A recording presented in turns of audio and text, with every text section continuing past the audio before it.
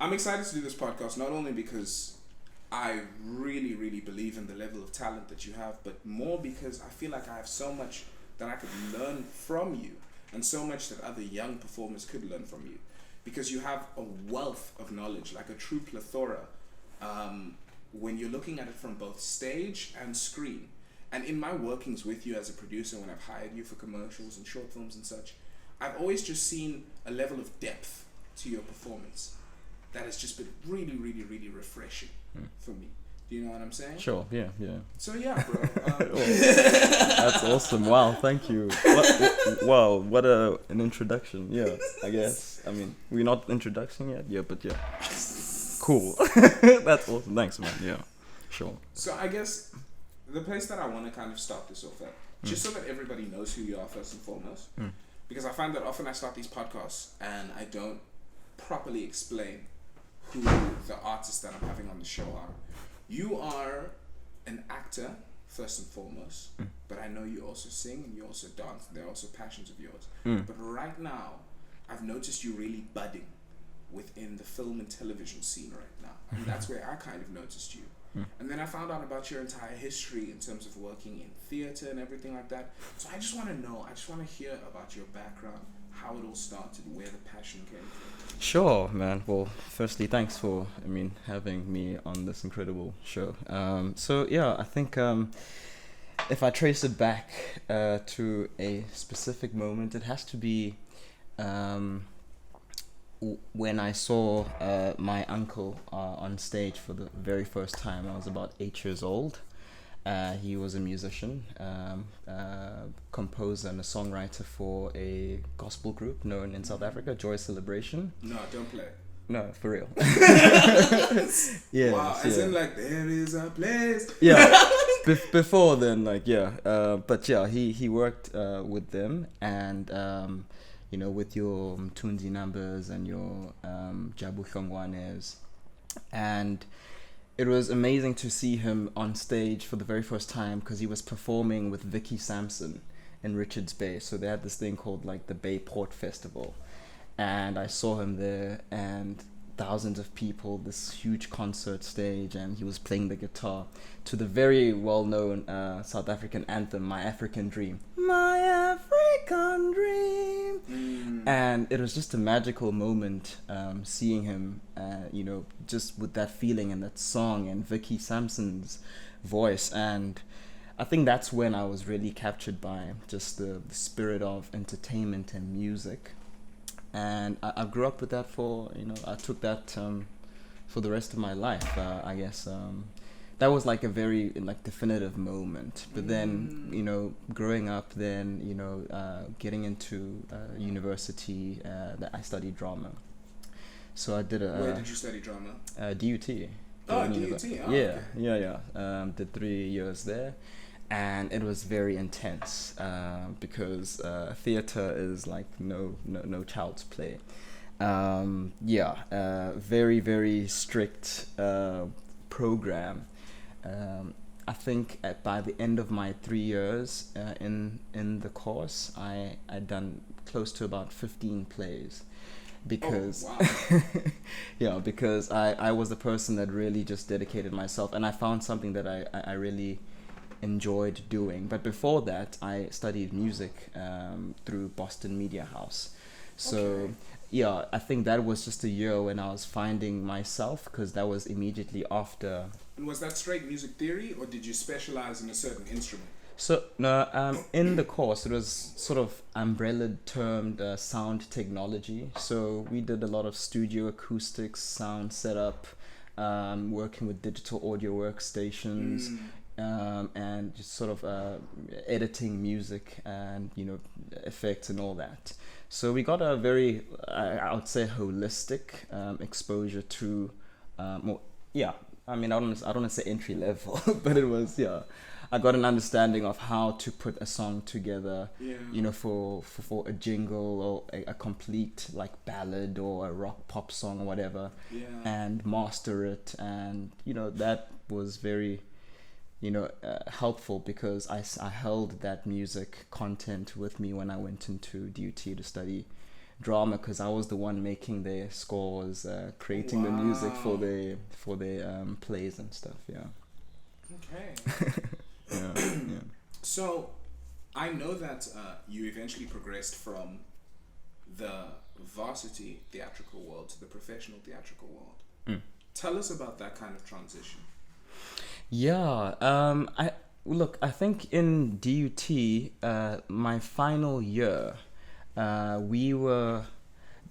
was a select chosen group that had to go and represent the institution at the National Arts Festival in Makanda now. It was Grahamstown before. And so that was my first exposure to the professional stage, and looking at other thespians and actors, just seeing them performing on stage, because we also got an opportunity to go watch other plays, and other people in the festival came and watched our plays. So we could sort of gauge and measure the caliber of artistry that's been put together on stage, not comparing ours, but we sort of were on that level field. And then after that, I think that was my first sort of exposure to like the professional, seeing professionals do it. And can I ask you a question? That whole time whilst you were working in theatre, were you always thinking in the back of your mind, I want to be in screen? Did you always know that you were destined to go to screen?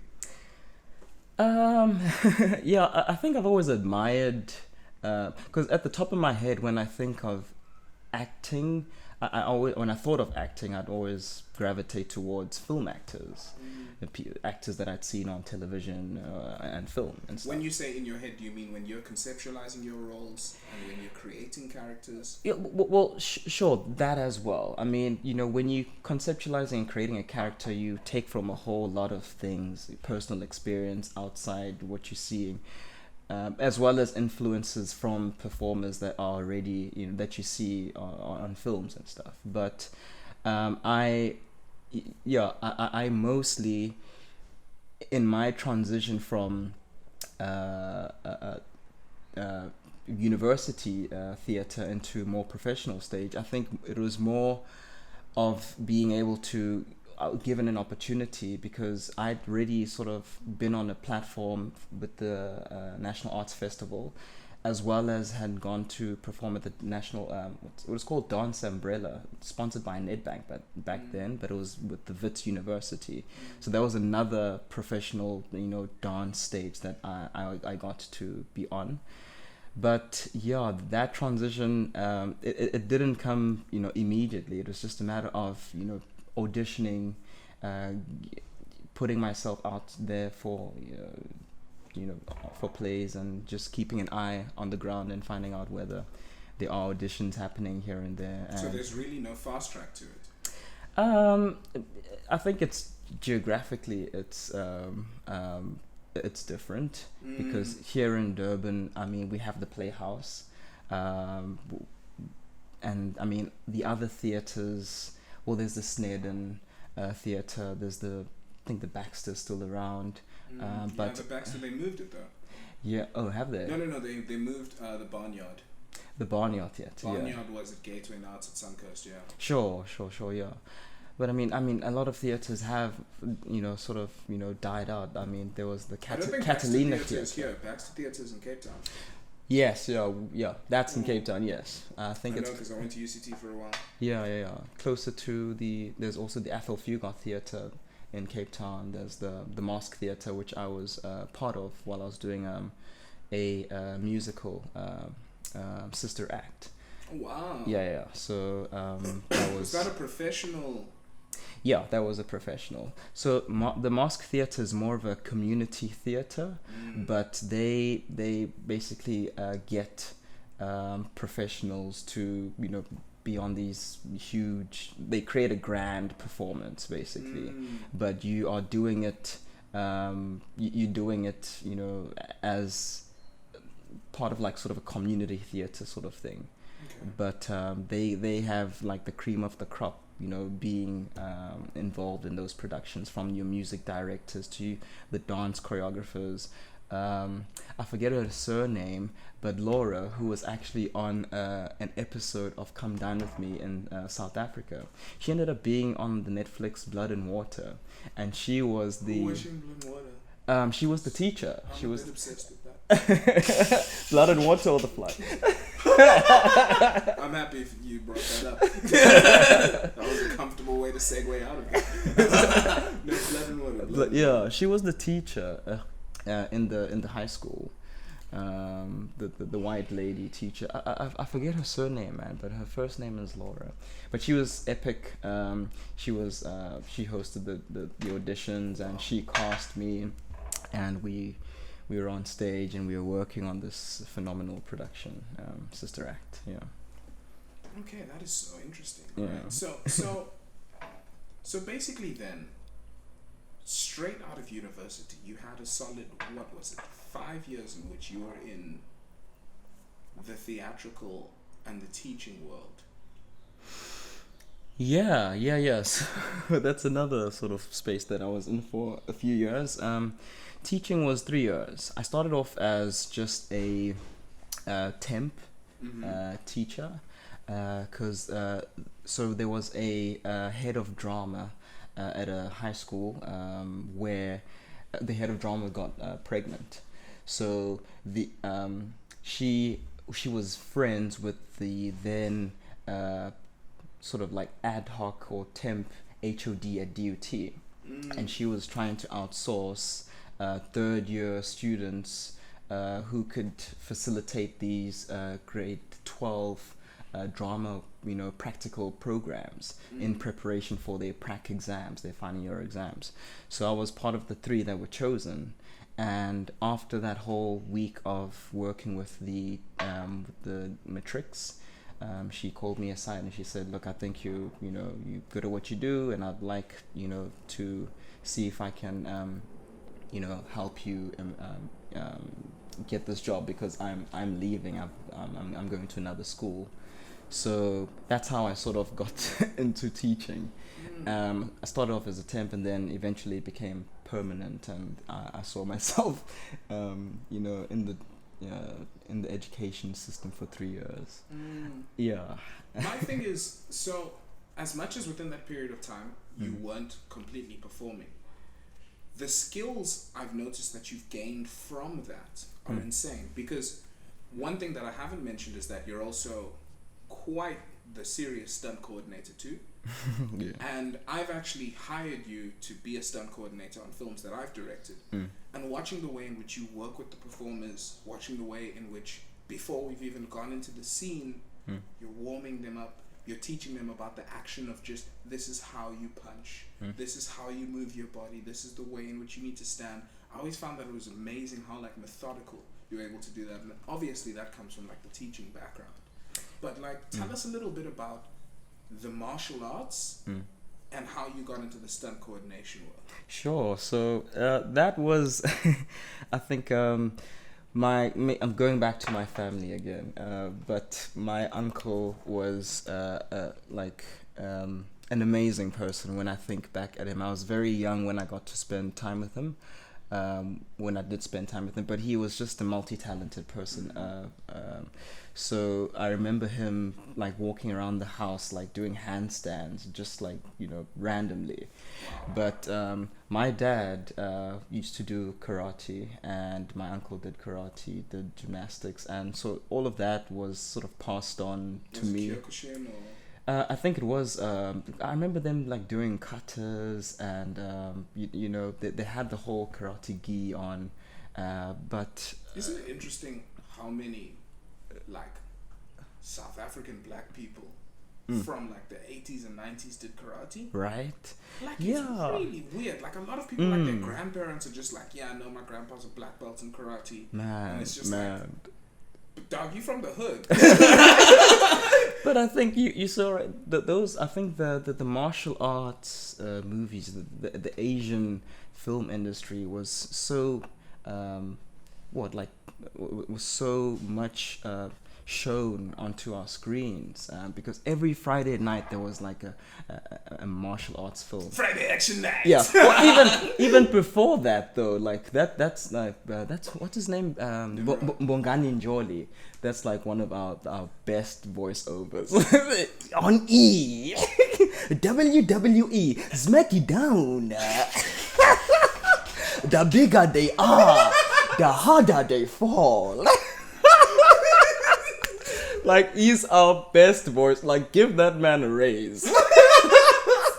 Yo, he's incredible. I think he beats Dave Lamb. Like, Dave Lamb is more comedic, like on Come Dine With Me. But Bongani... Is Dave Lamb South African? No, he's British. Yeah, I thought so. He does all like the... But then you have this guy... who's this guy who used to do Friends Like These?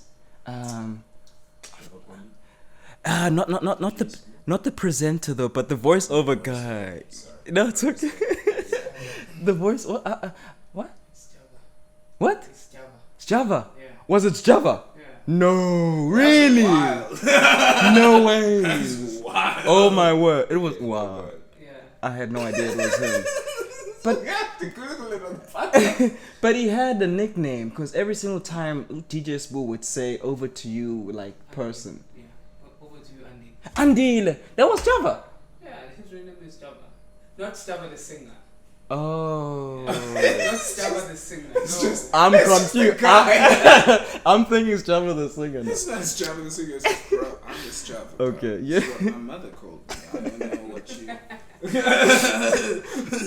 Andile on Friends Like These. Oh yeah, that Yeah. dude's got like a super iconic. Yeah. Okay, yeah. but we tangent to the heart. Yeah, we did So indeed. you're talking about martial arts, right? Sorry. Yeah. So that exposure just from my dad and my uncle, and then also I remember in primary school there was a after like PE and stuff on certain days there would be like a sensei that comes in and does like martial arts classes. So I remember partaking in like 2 of those, but most of it for me was just like watching a lot of film and practicing by myself, and joining a club and just seeing how I could, because this was something that I was very like interested in myself. And When did you join a club? Start taking it serious? I think 13 years old. When I was 13 years old, yeah, that's when I joined like a serious club, and this was very. It was close to my brother, who was doing. He did gymnastics and competed like nationally. Wow. So the gymnasium of his gymnasium was very close to like the dojo. It was like run in the same sort of like facility building. And what was your style? Were you doing taekwondo, Muay Thai? Yeah, it was more just like, I think more like basic like karate, because I remember like growing up like white belt, and then like I remember like yellow belt. I think like that was like my last sort of like memory doing karate in like a facility, and then most of it was just me like learning by myself, and self-taught, getting like watching a lot of film and just practicing and doing things by myself, especially the gymnastics, because we were quite strapped, I guess, for money. My brother was working like double jobs at the time. We all grew up strapped for money. Shut, yeah. Me, I'm a dirt. But he was able to, get helped by the coach, who saw a lot of potential in him. And so I would tag along with him like during his gymnastics like lessons, and I remember just like watching them and being observant and learning from them. Oh, like, I want to do because, something like this. Like when What I'm I old. see is That was wild, man. It's very interesting to watch you essentially translate that traditional martial arts knowledge into your stunt coordination. It's very interesting, and it's very interesting because it's almost like you have to pull away all of the traditional stuff. You have to peel back all of like the kata and stuff, and then go into the individual strikes. And I want to talk to you about how do you do that? How do you, because one of the things that you did, which is really cool, is you were the stunt coordinator on a very pivotal episode of Uzalo. And you can describe the episode because you'll know the name of the characters, but it was the episode, it was very important. It was a gender-based violence episode in which the character that you were training beats up his girlfriend in the middle of the street in front of everyone. How do you take a traditional martial arts background of discipline of katas and then shrink that all down into a guy slapping his girlfriend? Sure. Yeah. It was quite a very sensitive occupation for me. Like, that gig was the first of its kind, because I think like for the film that I did, Sweet Mouth Things, that was more of like, okay, we're gonna go blow by blow combat. It's like, just to clear things up for everybody, I actually met Tevin when he was the stunt coordinator and performer on a BET film called Sweet Wild Things. Which, yeah, moving on. Sure. Yeah. So it was a very just right now in our country, we are faced with a high level of awareness in terms of gender-based violence, and so you have to approach that topic and with a lot like sincerity. So in my understanding of working with performers, it's either a performer has a trained background in like combat or they don't, and I need to distinguish from that, like from the get-go, because then if I'm working with just actors who do not have combat training, then I have to pass on the information and the instruction in a different way than just saying, okay, so we're gonna do a combination of two roundhouse kicks, then we're gonna block and we're gonna sidestep and we're gonna do a grapple and tackle, because they already understand that terminology. With actors who do not have that background and training, you have to sort of start from just making sure that they understand what maybe a jab is, and how to grapple, like understanding, mid body range, lower body, the head, where can we hit, where can we not hit, offense, defense, those sort of things. And then from there, you can start to work in crafting the choreography. So I remember I worked with Unompilo and Unganyiso on Uzalo, who play the character of Nosipo and Jeza. Do you know their full names, just for everyone at home? Nompilo Mapumulo and Ganyiso Makanya.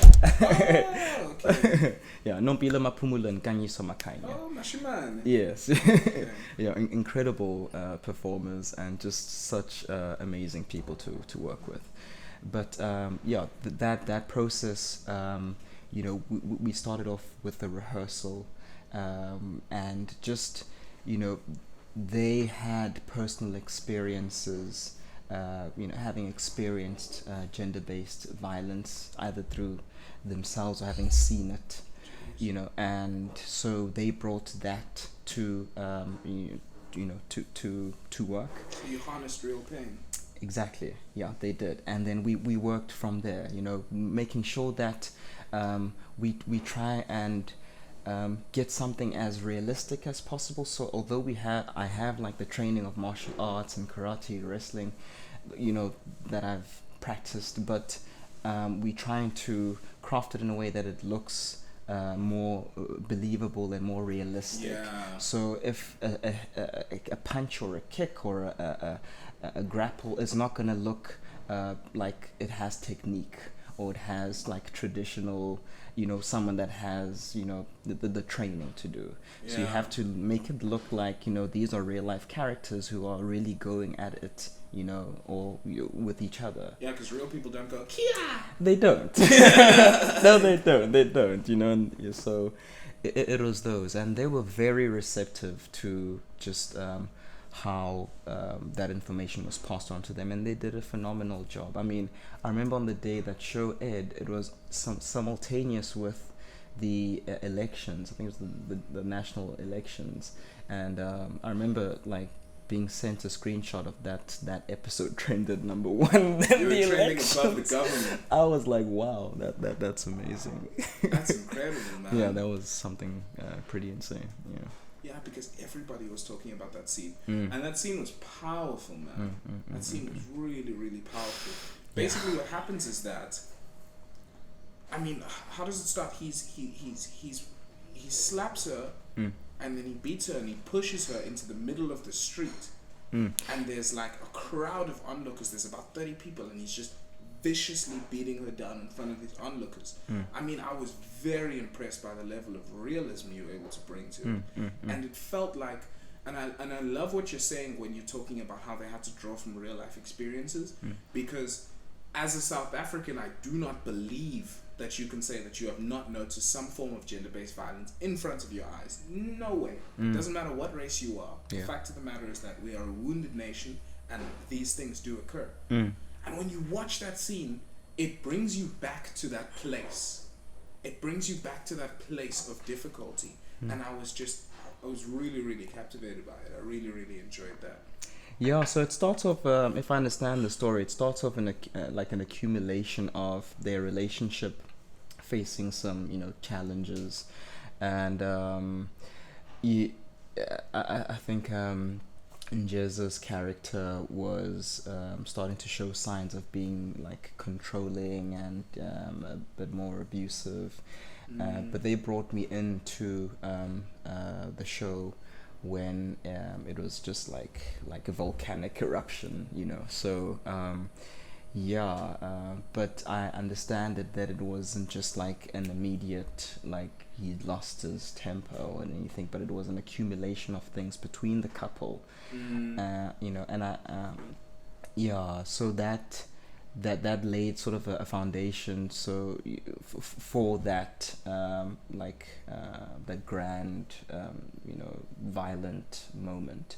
And so they showed when you the see her build up of the abuse, right, because it starts with a little thing and then it just adds up.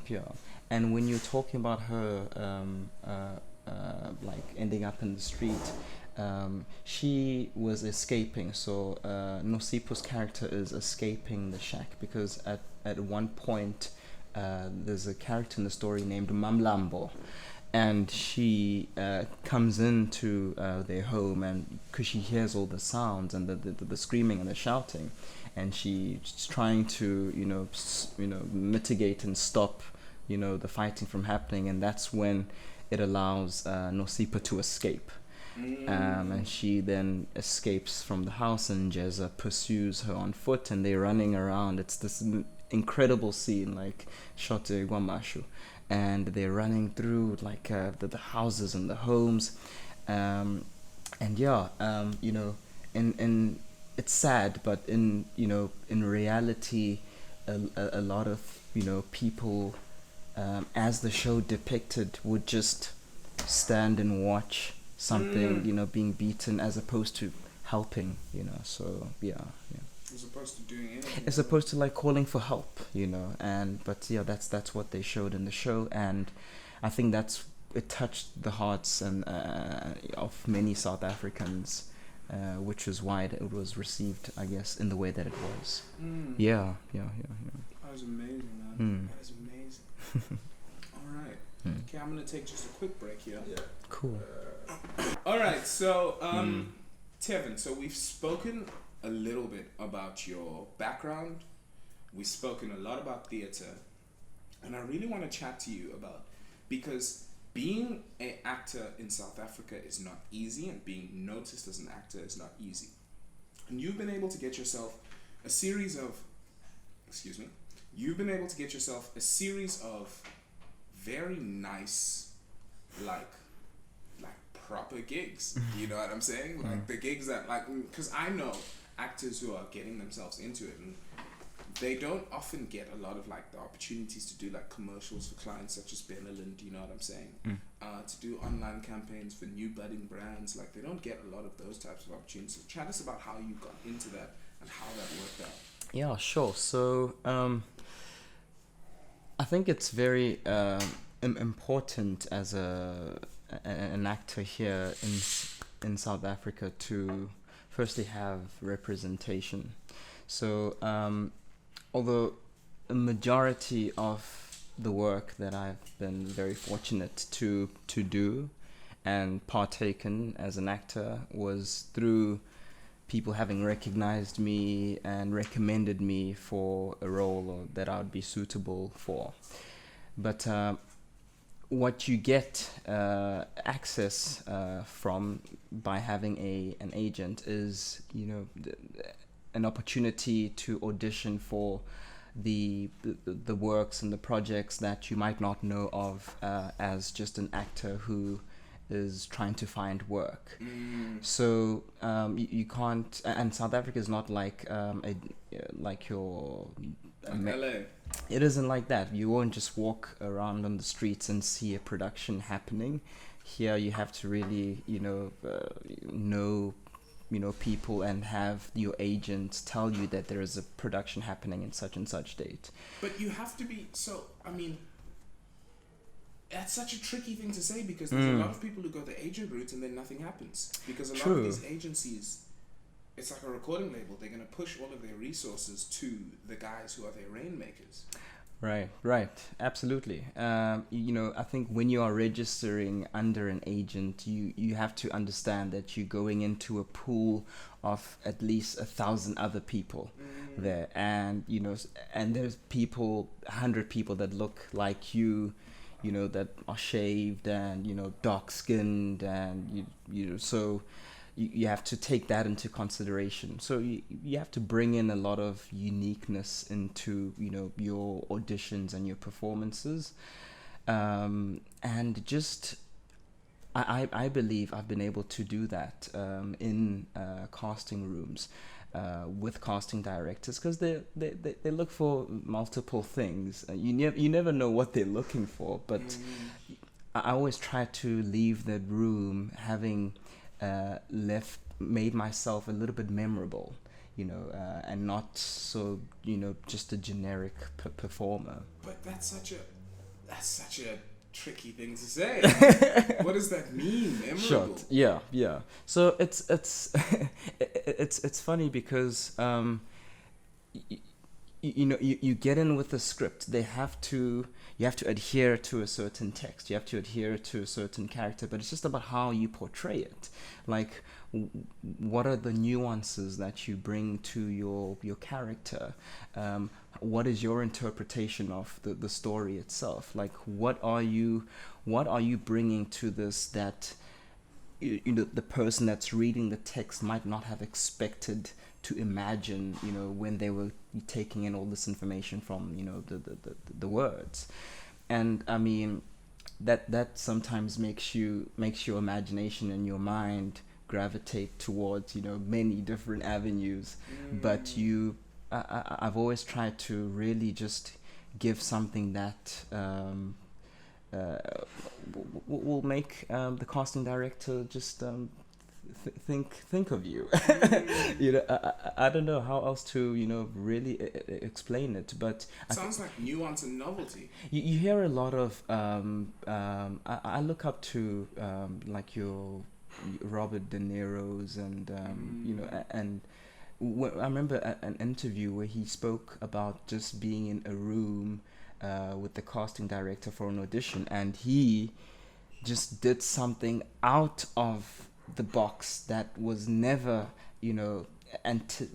expected or wasn't integrated into the text. And it's like a double-edged sword. You might not get that performance or might not get that role, but you've really shown some sort of just spark that is different. And maybe what I'm trying to say is, when you're getting into that audition room as an actor, you have to have the ability you have to understand how to fail and be free and just do something that not limit yourself by nerves or being anxious or being paranoid about the people in the room with you, but just really freeing yourself and enjoying it, most importantly. So that's what I try and do. I feel like that's a very progressive means of growth. No, absolutely, definitly, because allow yourself to stumble, to flow. You have to as an actor. That's like the process. There isn't one definite way to, perform and act. There are multiple schools like Stella Adler's. There's different techniques and methods, like your Meisners and your Stanislavskis and Sakura. all. Yeah, but you don't have to stick to those ways, because when you get into that audition room, the casting directors know what they're looking for, but they also, they want to be surprised. And I think be that surprise. Really be that something that's just like like a gem, or a needle in the haystack. Yeah. That is amazing, man. That is amazing. So I want you really, okay, because everybody sees your face on YouTube all the time. That's pretty much where like 90% of people are going to see you. Oh, really? They do see me there? Oh, they see me there? Because I thought people just like skip that stuff. I thought they were like fed up with me. I know people who call you the Benylin man. Oh, no. My little nephews and nieces call you the Benylin. Yeah, I mean, call me if I'm close by to people. I'm sure by now I can just cure them by just like touching them. If you have a cold cough or a like sinus thing, I'll just touch you and no, I'm playing. Tell us about working on that ad, man. It was incredible to work on. So the campaign is for Johnson & Johnson, and they have the two brands, Sanutab and Benylin. And they were, those two products are sort of like products for colds and hay fever and flus and stuff. Benylin and Sanutab, yeah. So the whole idea is just this over-the-top game show host, who's like full of life. And almost vaudeville, Yeah, like like just this person who's, I'm gravitating towards Mongani Njoli again. But I think that's what I channeled, just like this person who's like full of life and just energy, and be like, here are the two, Benylin, Sanutab, get this for colds and get this for flu, and but it was an amazing team of people, shot here in Durban, and I remember just being called aside by the director, Stuart Whaley, and he just said, we are here as the team to make you shine. We're here to make you feel comfortable, so you just bring your energy, you bring your A game. And that was such a comforting thing, to be told by somebody that you're meeting for the first time, telling you that you should, feel free, like this is your space, you do what you're here to do. And that's so important, I think, for me as a performer, to have that connection with the director, because they're the ones who you're working with most of the time. Yeah, so that was an incredible experience. Wow, that is so interesting, because what I find about that, so I'm going to utilize the term over the top, but that's not really what I mean, alright? So you go from doing a very over the top commercial such as the Benylin one, and then from there you move straight onto the Project Exodus commercial, in which you had to play a drug addict, and now you went all the way up in one, and now you've got to bring it all the way down, and you've got to bring this nuanced role in. Tell us about that change. Yeah, that role for me was so much more challenging, because that one required it required just me understanding just how the depths of addiction, understanding like the depressive state that this role or this person was going through. And when you doing your research and your preparation as a performer, you want to dive into those emotions, you want to dive into those depths. Well, for me, I want to dive in there. I always see you as almost, I want to see you as a South African Daniel Day-Lewis. Do you understand what I'm saying? I want to see you have that role where for 3 months you are in it, because I feel like you have that kind of potential. Sure. I'll tell you a funny story. I remember I was in varsity, one of the plays. I was cast as a soldier for this kingdom, and when basically the people walk in, they see you there. So my role was just to be a soldier and stand for like the beginning until the end of the play. So I remember my preparation for that role. I wanted to learn how to just like stand and be stationary, not flinch and not do anything. So I slept where I used to stay back then. There was a fridge, and right next door there's a wall. So I remember just positioning myself in between that space of the fridge and the wall, and I slept there. Standing up? Yeah, I slept standing up just to, I know soldiers probably wouldn't sleep standing up. They'd always have to be on guard. But that was just my preparation. I wanted to feel like... That's method, bro. That's like old school method. Right, yeah. Bro. Yeah. Dude. Yeah, I that's at least what I thought in my mind would help me. And I think it did, because I nailed that play. I was a soldier that didn't flinch, and yeah. But anyway, sorry, your question. I think that's I might have incredible. gone. No, I'm sorry. We need to talk about that shit. That's a level of dedication. But you were talking. Don't... Yeah, sorry. I was talking about I guess like the Project Exodus stuff, and just that that character required that the emotion of feeling like a phoenix rising out of the ashes, because that's the concept of the ad itself. Like there is this tool that can help you get out of addiction. So I had to portray the character that is, at the bottom of that pit, and it's also I enjoy the commercial because then you're able to tap into the arc of that character in a very you're able to tap into the arc of that character in a very short space of time, as opposed to sustaining all of that emotion for a very long duration. Like if you're doing a series or something, then you have to always you find yourself in those emotions, and you lose yourself sometimes, like David Duchovny with Californication. Sure. And even recently, I remember listening to Tusom Bedu doing after her show, The Underground Railroads. She was talking with Oprah Winfrey, and she's saying this at one point. Because they had like counselors on set, and at one point, the depiction of that character Cora was just so much for her after multiple takes that as soon as the director yelled cut, she was looking for the counselor because she wanted to have the counselor speak to her, and just to get her reminded of herself again, because she had lost herself so much in that role. I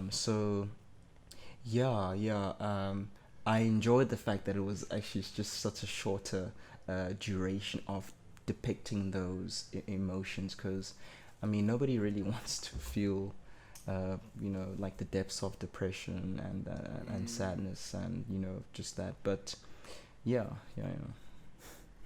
That is incredible, man. Sure. I'm sorry. No, it's all good. I'm sorry. It's just the fact that you'd have to pull that deep, and I love the fact that you're not playing pretend.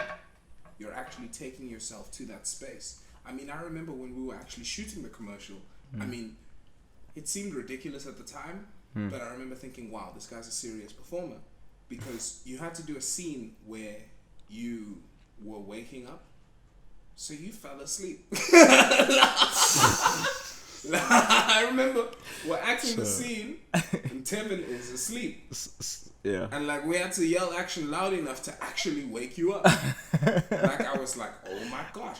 When you started snoring in between the takes, I was like, oh my goodness, this guy went into REM sleep right now. Sure. Yeah. That was crazy for me, man. That was crazy. I'm sorry I had to get you guys yelling at me.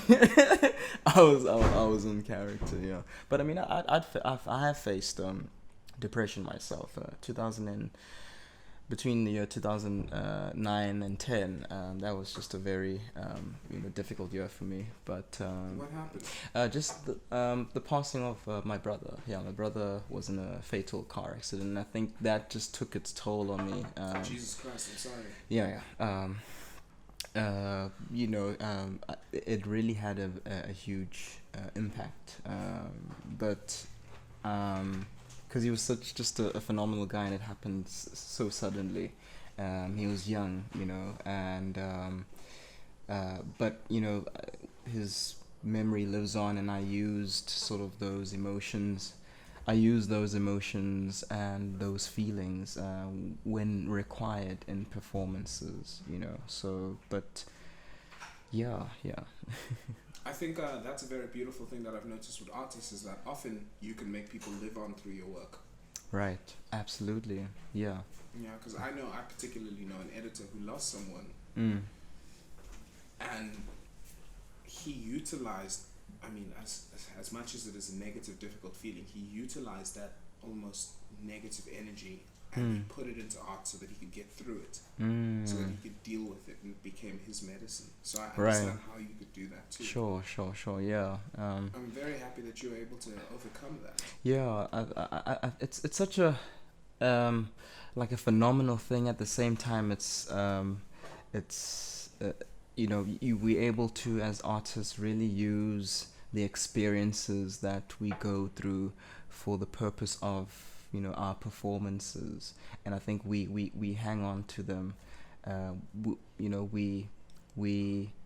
We overcome, I guess, the situations, but those are able to build us, and we're able to really channel certain emotions when required from different experiences. Most of it as well can be imagination, because you don't have to draw from that well of like difficult experiences sometimes. Yeah. So because sometimes you're not a crack addict. You're not. Sometimes you're not, So yeah, I mean, it's better just to imagine those things. You gotta figure out. Yeah, rather like watch a few like videos. Yeah, you gotta watch New Jack City. Yeah, some Chris Rock and be like, yeah, that's how I gotta do. What's his name? Pookie in there. Yeah, Pookie. Yeah. Some Wesley Snipes. New Jack City. Yeah.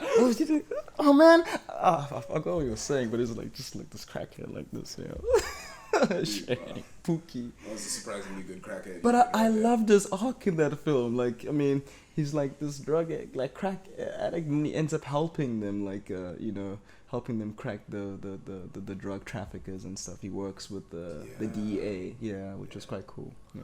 I remember what killed me with that movie. Oh my gosh, I laughed my ass off was when Ice Cube said, "I want to kill you so bad my dick's hard."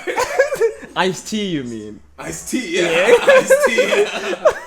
Oh my gosh, man, that was insane. Yeah. Cool. Oh my gosh, we keep pivoting. No, it's all good. But yeah, we're running out of time here, so I just want to ask you, alright, if you have some kind of a lasting message for young actors, for people who are trying to get into the game right now, what would you tell them?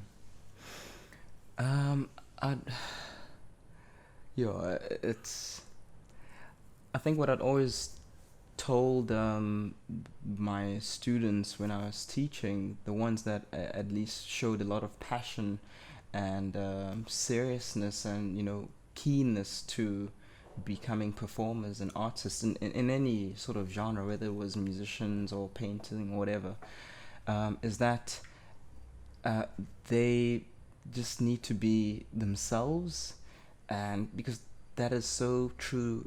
It's so important to find yourself. Yeah, it's so important to find yourself as an artist, and then find your creativity and really like focus and do it and like be dedicated in what you do. Do it your way.